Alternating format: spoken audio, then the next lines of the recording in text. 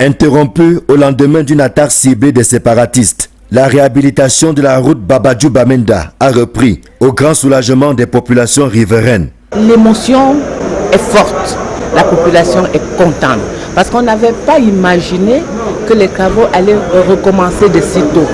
Nous avons été très découragés quand il y a quelques temps, les travaux se sont arrêtés et il n'y avait pas d'espoir de reprise. Une fois que cette route sera faite, ça aura un grand impact, non seulement pour le déplacement des personnes et de leurs biens, mais également pour ceux-là qui voudraient partir soit de Bamenda ou de Mbouda pour aller d'un côté comme de l'autre. Le projet exécuté par l'entreprise Sogia Satom intègre également la réalisation de plusieurs infrastructures connexes, porteuses de développement socio-économique.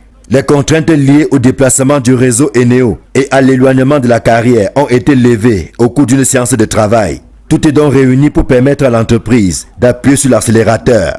Quant à la réhabilitation de l'Arce Yaoundé-Bafoussam, en passant par Ebebda et Tonga, elle se déroule sereinement en dépit de quelques difficultés. Divisé en plusieurs lots, ce projet connaît des fortunes diverses, avec par endroits des lenteurs décriées par le ministre des Travaux publics.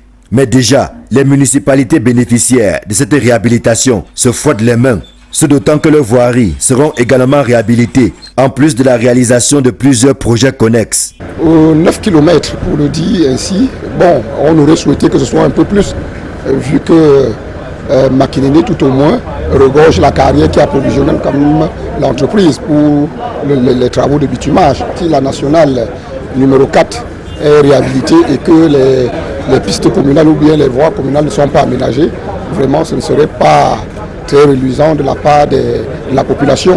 Fortement détériorée du fait de sa vétusté et d'un trafic intense, la nationale numéro 4 reprend peu à peu vie. Certes, ce n'est pas encore le bout du tunnel, puisqu'il reste beaucoup à faire. Mais déjà, là où le bitume a été posé, les usagers poussent un ouf de soulagement. À charge pour les entreprises adjudicataires d'aller un peu plus vite, tel que l'a prescrit le ministre des Travaux publics, en levant les différentes contraintes qui portaient un coup aux travaux. À noter que les travaux en cours intègrent la construction d'un échangeur au niveau d'Obala.